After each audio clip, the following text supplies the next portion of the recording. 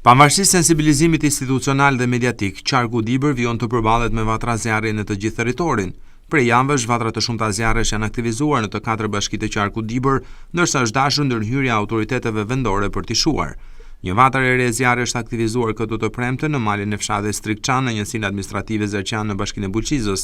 Ndryshe nga vatrat e tjera të mëparshme të zjarrit që janë aktivizuar kryesisht pranë kullotave ku banorët po ndiqnin mbeturinat, vatra e kësaj të premtje duket të jetë e qëllimshme për shkak se është në shpatin e malit dhe nuk ka asnjë lidhje me kullotat që pastrohen zakonisht në këtë periudhë.